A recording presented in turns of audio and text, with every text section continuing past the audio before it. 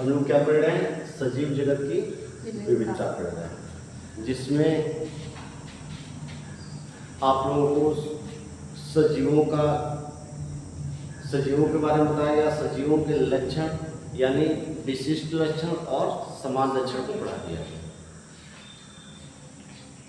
आज हम पढ़ेंगे कि सजीवों में विविधता क्या है, यानी जैव विविधता क्या है। देखो, जैव विविधता शब्द जो है अगर देखा जाए तो दो शब्दों से मिलकर बना हुआ है। किससे मिलकर बना हुआ है? दो शब्दों से। एक यहाँ पर देख रहे हो ये क्या होता है? जैव, और ये क्या दिया? विविधता। जैव का मतलब होता है सजीव। जैव का मतलब क्या होता है? सजीव होता है। जैव का यहाँ पर हो गया सजीव। और विविधता का अर्थ होता है, विविधता का मतलब क्या होता है? बहुत सारे जीवों का पाया जाना।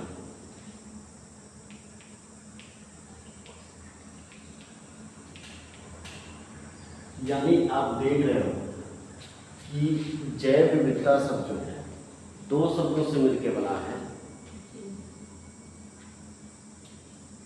एक जैव और दूसरा विविधता। जैव का क्या शब्द करते हैं? जैव का अर्थ होता है सजीव, और विविधता का मतलब होता है बहुत सारे जीवों का पाया जाना। अर्थात इसका दोनों का अर्थ हम देखेंगे, यानी बहुत सारे सजीवों का पाया जाना क्या कहलाएगा? जैव विविधता कहलाएगा। या आप कह सकते हो कि जो हमारा पृथ्वी है, इस पृथ्वी पर जो है अनेक प्रकार का क्या होते हैं? जीव पाए जाते हैं, और अनेक प्रकार के पाए जाने वाले जीवों को ही हम क्या कहते हैं? जैव विविधता कहते हैं। दो चीज बताया गया। एक तो बताया गया कि बहुत सारे क्या होते हैं? सजीव होते हैं। जो इस पृथ्वी में बहुत सारे सजीव पाए जाते हैं, उन्हीं को क्या कहते हैं? जैव विविधता कहते हैं। या आपको बताया गया कि इस पृथ्वी पर अनेक प्रकार के जीव पाए जाते हैं, उन्हें हम क्या कहते हैं? जैव विविधता कहते हैं। अब एक चीज समझो, अगर हम अपने पृथ्वी की बात करें तो इस पृथ्वी पर आप देखोगे तो स्थल मंडल है। क्या है? स्थल मंडल है। जीव, उसके बाद से क्या है? जल मंडल है, और क्या है? वायुमंडल है। वायुमंडल। आप एक बात बताओ, इन तीनों जगह पे जीव पाए जाते हैं कि नहीं पाए जाते हैं? पाए जाते हैं ना। यानी स्थल पर भी बहुत सारे जीव पाए जाते हैं, आपको जल में भी बहुत सारे प्रकार के जीव देखने को मिलते हैं, और वायु में भी क्या होते हैं? बहुत सारे जीव देखने को मिलते हैं। आप देखोगे कि हमारे इस पृथ्वी पर जो है अगर हम बात करें तो सूक्ष्म जीव से लेकर और बहुत बड़े जीव तक भी क्या होते हैं? पाए जाते हैं। कुछ जीव तो इतने सूक्ष्म होते हैं जिनको हम अपने नग्न आंखों से नहीं देख सकते हैं। उनको देखने के लिए किसका प्रयोग करना पड़ता है? माइक्रोस्कोप का प्रयोग करना पड़ता है। और कुछ जीव जो है आकार में क्या होते हैं? बहुत बड़े होते हैं। तो आज तक अपने यानी इस पृथ्वी पर जो है लगभग जो है 1,70,00,000 जीव पाए जाते हैं। इसमें जो सबसे छोटे जीव होते हैं, उन जीवों को, उस जीव में कौन कौन से आते हैं? तो बैक्टीरिया आ जाती है, यानी जीवाणु आते हैं, विषाणु आते हैं, प्रोटोजोआ आते हैं, जो इतने सूक्ष्म होते हैं जिनको हम अपने नग्न आंखों से नहीं देख सकते। अब बताया गया कि इस पृथ्वी पर 1,70,00,000 से ज्यादा क्या होते हैं? जीव पाए जाते हैं, जिसमें जो है 1.25 करोड़ प्रकार के जंतु पाए जाते हैं। यानी कुल जीवों को कितना बताया गया? आपको कुल जीव बताया गया 1,70,00,000 से ज्यादा, यानी इससे ज्यादा क्या पाए जाते हैं? जीव पाए जाते हैं। इसमें जो है 1.25 करोड़, 1.25 करोड़ का मतलब क्या हुआ जी? 1,25,00,000, ये ना 1,25,00,000। तो अगर हम बात करें यानी 1,25,00,000 जो है यानी 1.25 करोड़ क्या होते हैं, यानी इतने प्रकार के जंतु पाए जाते हैं। ये क्या है, प्रकार के जंतु। बात एक बार ध्यान से सुनो, बताया जा रहा है जैव विविधता, यानी हमारे पृथ्वी पर अनेकों प्रकार के क्या होते हैं, जीव पाए जाते हैं, और उन्हीं अनेकों प्रकार के जीव को हम क्या कहते हैं, जो अलग अलग प्रकार के होते हैं, जैव विविधता कहते हैं। बताया गया कि जो हमारा पृथ्वी है, इस पृथ्वी पर लगभग जो है 1,70,00,000 से अधिक क्या होते हैं, जीव पाए जाते हैं, जिसमें 1.25 करोड़ प्रकार के क्या होते हैं, जंतु होते हैं। 1.25 करोड़ प्रकार के, ठीक ना, क्या पाए जाते हैं, जंतु पाए जाते हैं, और 50 लाख प्रकार के पादप पाए जाते हैं। 50 लाख प्रकार के क्या होते हैं,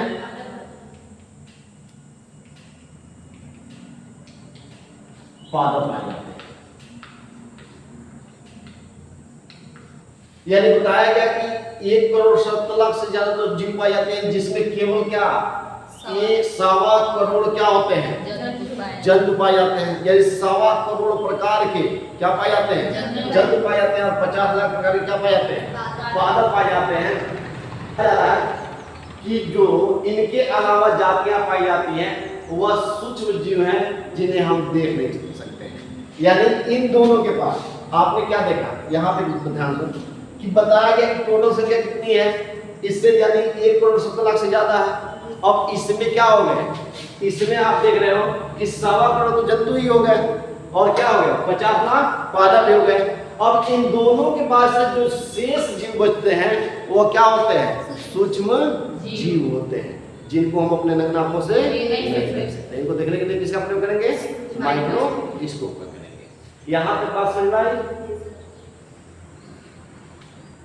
और यही उपरोक्त सभी को मिलाकर क्या बना है, जैव, यानी यही सब मिलकर क्या करते हैं, जैव विविधता को स्थापित करने का कार्य करते हैं।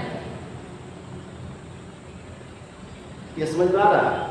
नहीं समझ में आएगा तो एक बार फिर सुनना। मैं शुरू से बताया, थोड़ा सा ये आपको इसके लगेगा अटपटा, थोड़ा सा लगेगा, क्योंकि शुरू से आपने पढ़ा नहीं है, आप बताया जा रहा है। एक बार और सुन लो। बताया जा रहा है कि जैव विविधता क्या है, कि हमारे इस पृथ्वी पर अनेक प्रकार के जीव जंतु पाए जाते हैं, उन्हें ही अनेक प्रकार के जीव जंतुओं को हम क्या कहते हैं, जैव विविधता कहते हैं।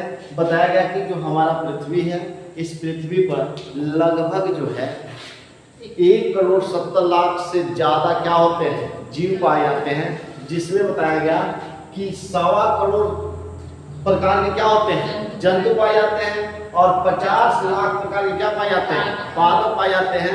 अब इन दोनों के पास बाद जो है शेष जो बचते हैं वो क्या होते हैं, सूक्ष्म जीव होते हैं, जिन्हें हम अपने नग्न आंखों से नहीं देख सकते हैं। और ये सभी मिलकर क्या करते हैं, जैव विविधता स्थापित करने का कार्य करते हैं। समझ में आ गया ये बात? आगे समझ में।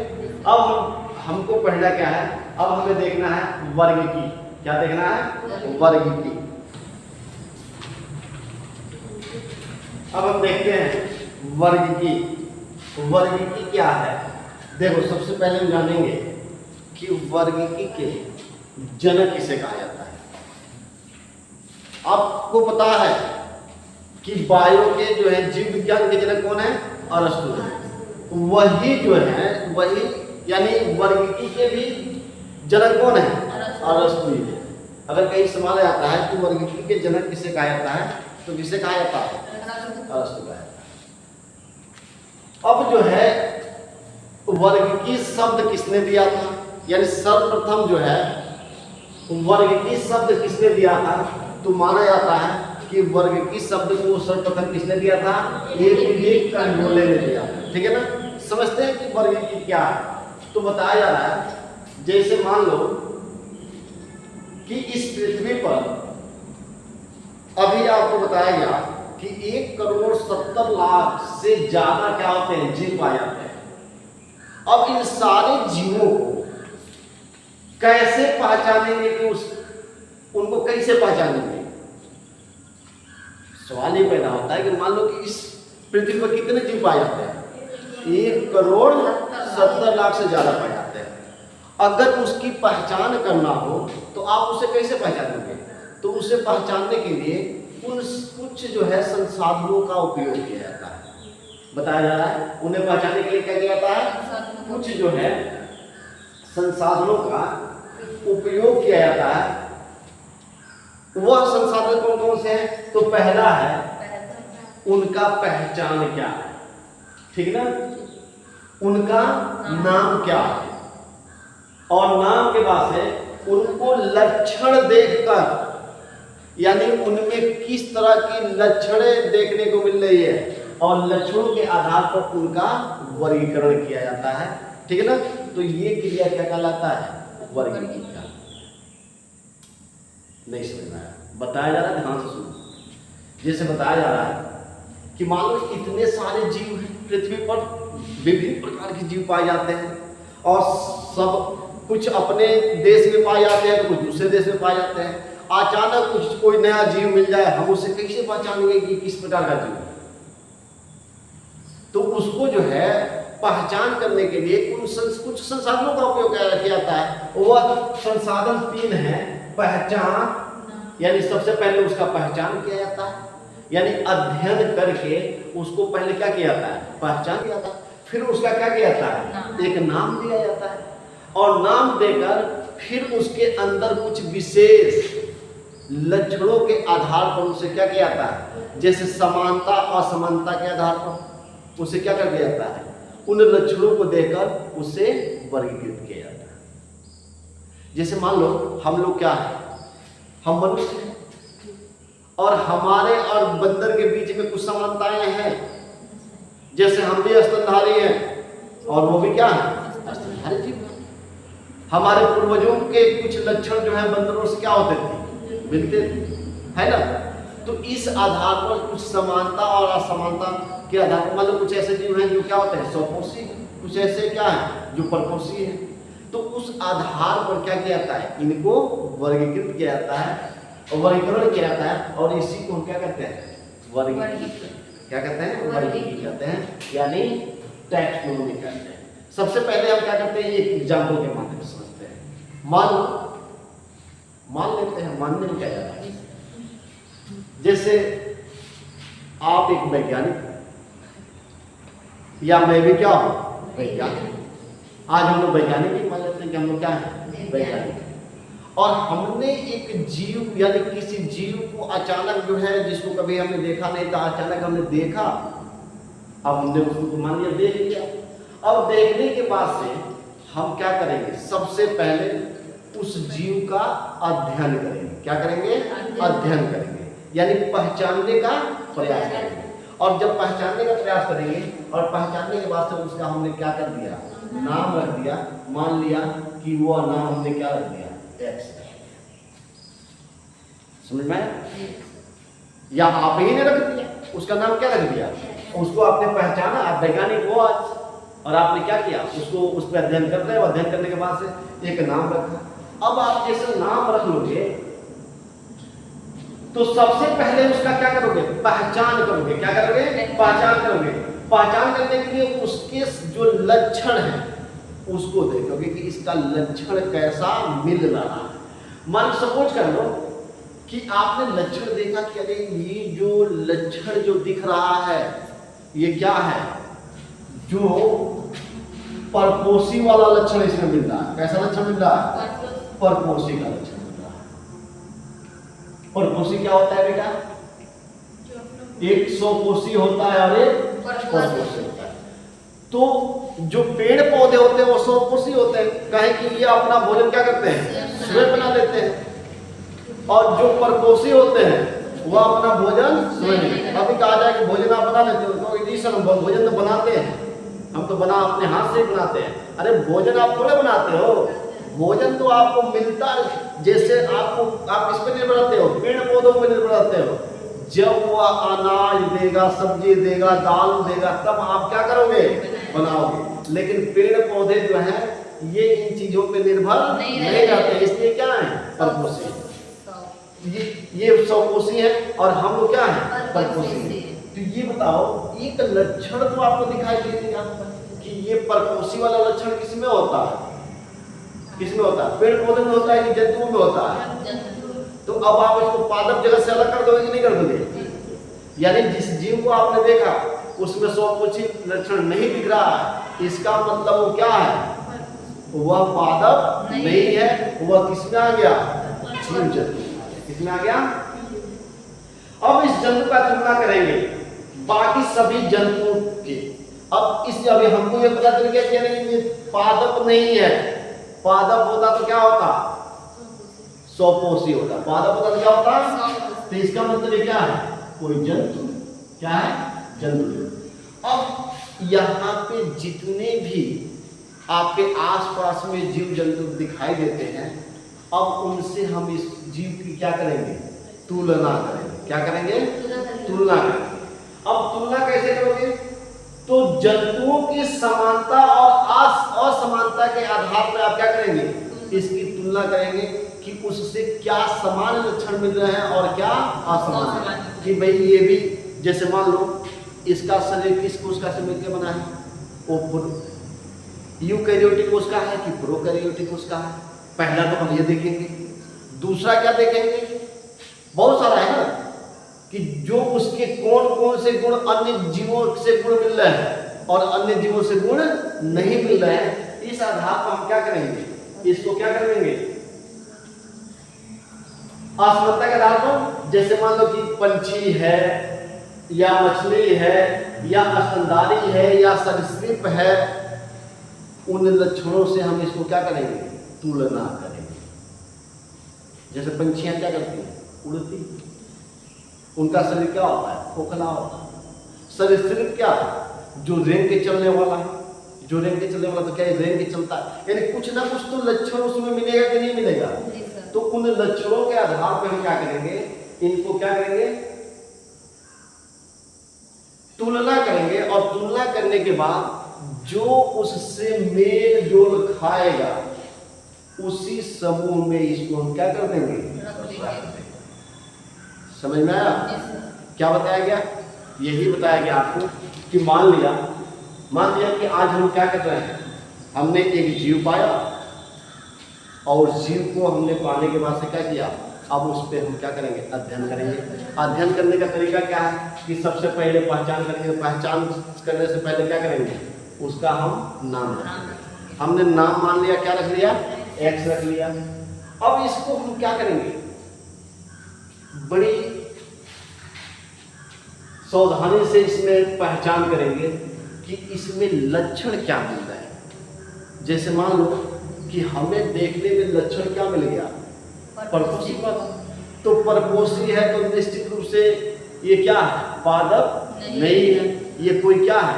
जीव है। अब जितने जीव होते हैं उन जीवों से इसकी क्या करेंगे? तुलना करेंगे। क्या करेंगे? तुलना करेंगे। और तुलना करने के बाद से हम उसके समान और असमान लक्षणों से इसका क्या करेंगे? टैली करेंगे।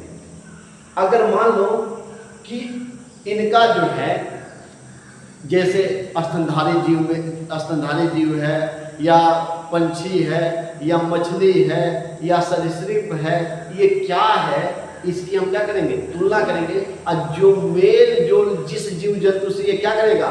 मेल जोल करेगा, हम उसी के श्रेणी में इसको क्या कर देंगे? समझ में आया?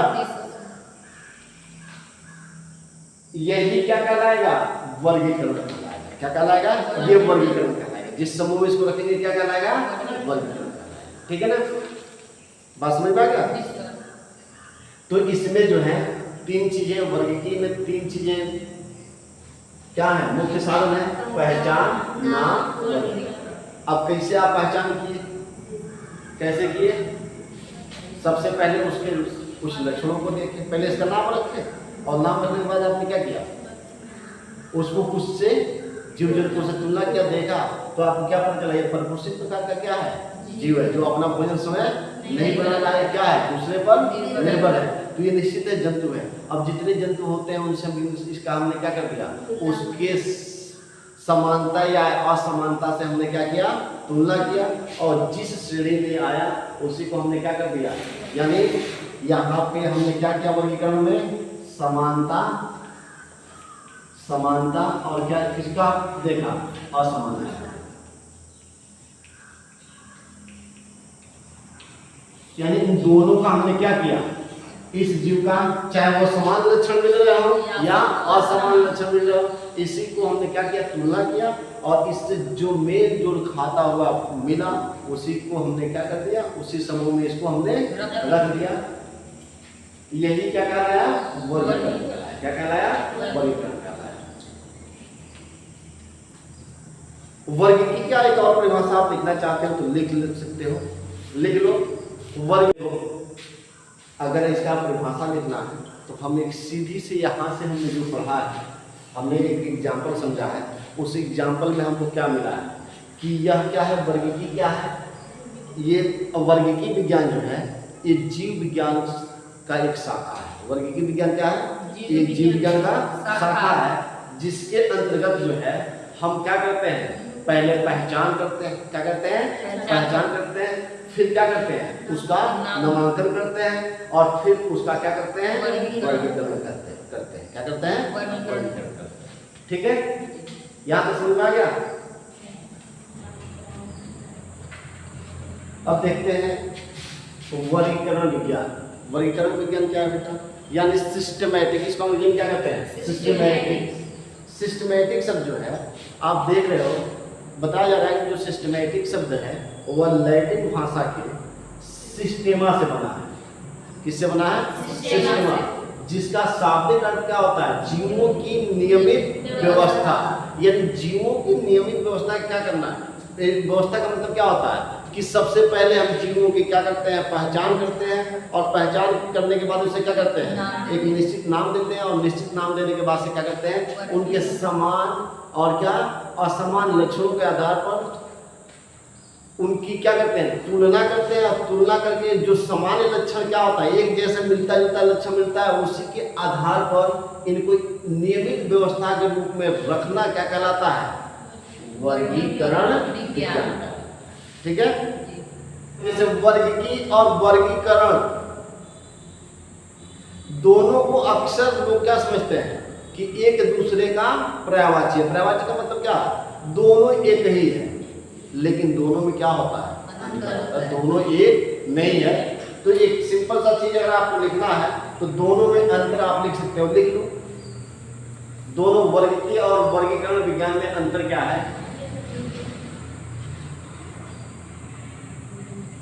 एक तरफ लिख लो वर्गीकी, यहां लिखोगे वर्गीकी,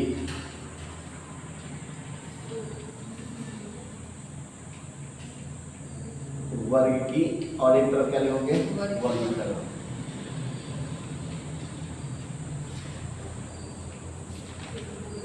पहला लिखो इसमें, इनमें जीवों के वर्णन, इनमें जीवों का वर्णन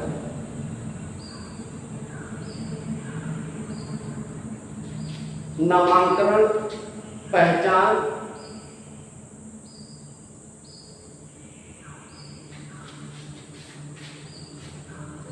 बताया जा रहा है। पहचान पहला नामांकन होता है, क्या होता है, नामांकन, पहचान,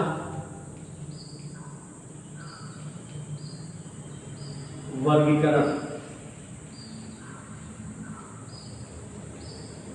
वर्गीकरण में प्रयुक्त विधियों, नियमों एवं सिद्धांतों का अध्ययन किया जाता है।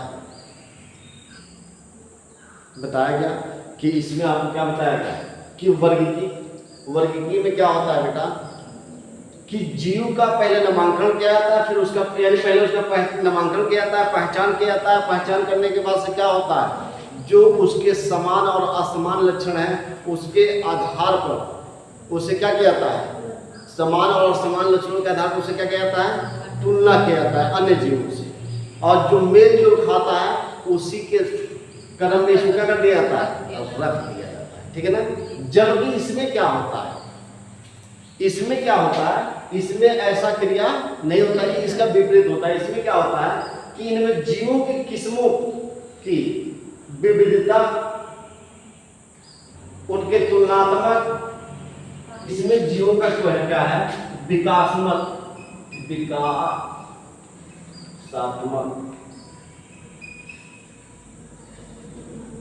यानी बताया जा रहा है इसमें क्या किया जाता है, जीवों का अध्ययन कैसे किया जाता है, उसके विकासात्मक एवं जातिवृत्ति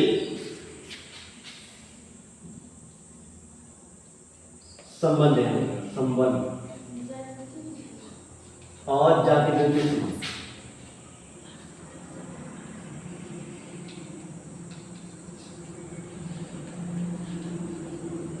दोनों का अर्थ समझो पहले, ये क्या बताया जा रहा है।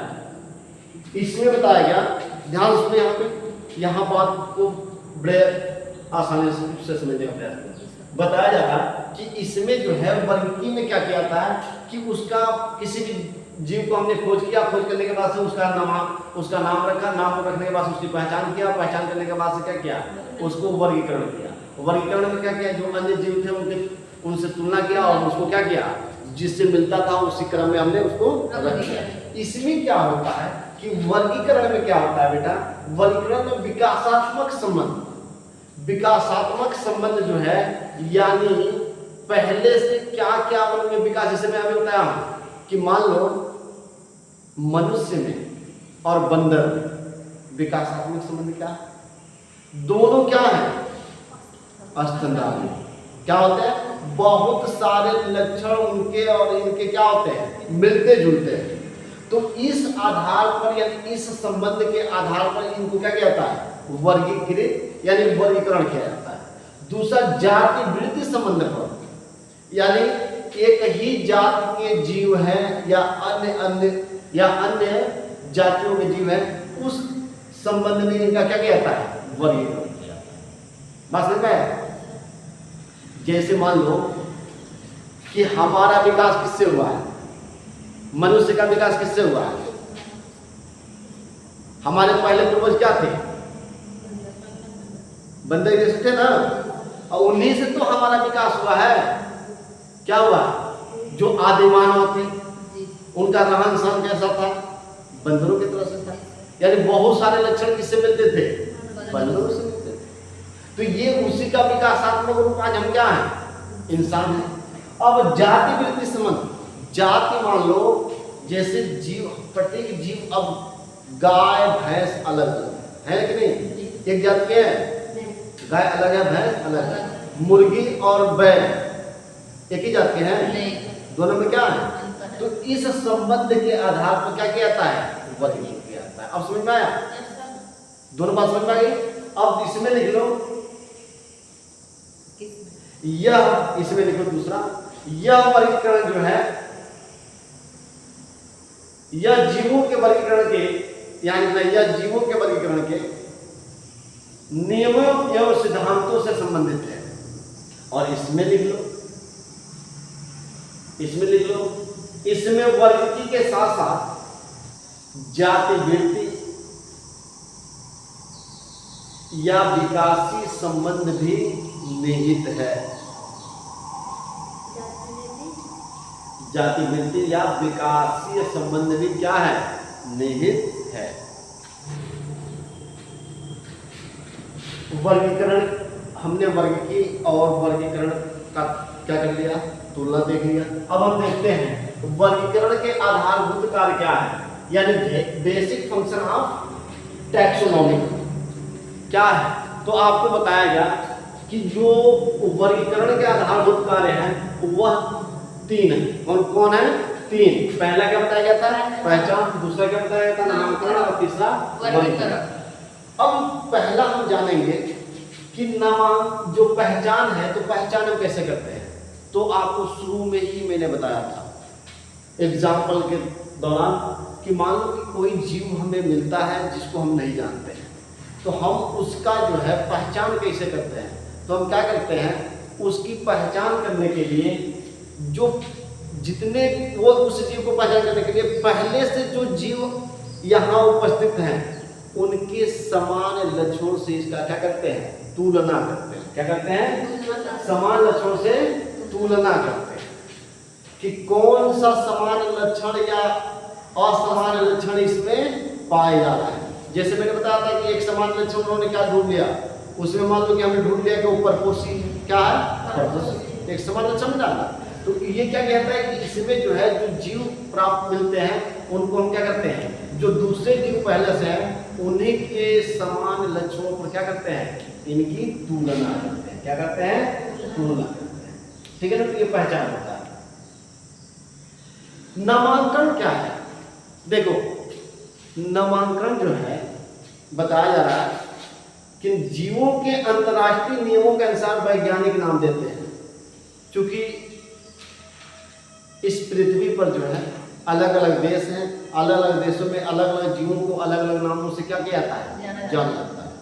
ऐसे में किसी जीव को जांच, जैसे मान लो आप कहीं गए, किसी दुकान से कपड़ा खरीदने गए सपोज कर, और आपको लेना है, दो दुकान, एक बगल में दुकान है और एक यहाँ दुकान है और एक बगल में दुकान है। एक दुकान में वो सामान को पूरा सेट करके रखा हुआ है कि इतने नंबर का कपड़ा जो है यहाँ पे है, इस कलर का है, उसको एकदम सिस्टमेटिक रखा हुआ है। और एक जगह पूरा कपड़ा क्या किया गया है, फैला दिया गया है। आपको सबसे आसान कहाँ होगा, जहाँ सिस्टमेटिक होगा वही ना। तो जहाँ सिस्टमेटिक रहेगा आप वहीं से सामान जल्दी के लिए वहीं से लोगे। अब ये बताओ, अब हम सारे देशों का नाम लगेंगे ढूंढने कि यहाँ पे इसको क्या कहा जाता है, यहाँ पे इसका नाम क्या गया जाता है। जैसे मान लो चावल कहा जाता है, कहीं पे अपने यहाँ चावल कहा जाता है, वही जो है अलग अलग जगहों पे उसका अलग अलग नाम है, अलग अलग नाम है ना। लेकिन